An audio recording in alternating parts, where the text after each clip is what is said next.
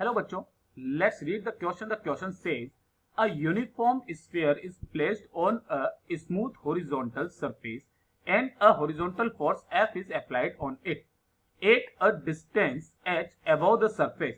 The acceleration of the center A, B, C, D हमें या हमारे पास में चार ऑप्शन दिए गए. Is maximum when h is equal to 0. Is maximum when h is equal to उसकी रेडियस के इक्वल हो जाएगा. क्या h इज इक्वल टू जब 2r होगा तब मैक्सिमम होगा, या फिर इंडिपेंडेंट ऑफ h. ठीक है, तो ध्यान से देखिएगा बेटा, इसको सबसे पहले डायग्राम के थ्रू हम लोग समझने की कोशिश करते हैं कि जो हमारे पास में ये है स्मूथ सरफेस. ठीक है, ये हो गया हमारे पास में स्मूथ सरफेस, और जो हमारे पास में स्फीयर है वो कुछ इस तरीके से रखा हुआ है ना.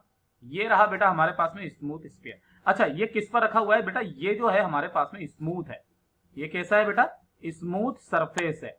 अगर स्मूथ सरफेस है तो फ्रिक्शन क्या हो जाएगा? एफ आर, वो जीरो हो जाएगा. जीरो हो जाएगा मींस क्या हो जाएगा बेटा?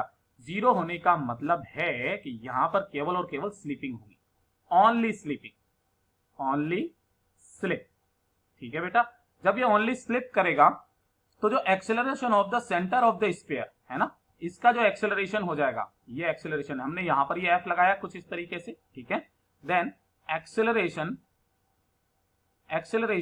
Of the centre of the sphere है ना, सेंटर ऑफ द स्फीयर, ये कितना हो जाएगा? ये हो जाएगा हमारे पास में किस तरीके से देंगे? अप्लाइड फोर्स डिवाइडेड बाय कितना? उसका मास ऑफ द स्फीयर है ना, मास ऑफ द स्फीयर. ठीक है, ये इस तरीके से दिया जाएगा. अब यहां पर अगर हम लोग देखें, ये क्या है बेटा? विच इज इंडिपेंडेंट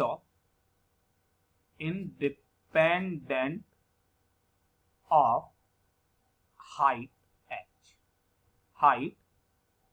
ओके, ये इस पर डिपेंड ही नहीं कर रहा है. यानी कि जो हमारा करेक्ट आंसर है बेटा वो हो जाएगा हमारा डी. बाकी ये हमारे क्या हो जाएंगे? गलत हो जाएंगे. तो चलिए ये वाला हमारा आंसर हो जाएगा. ठीक है, और यहां पर जो करेक्ट आंसर है वो है हमारा D. I hope you understand it well. All the best.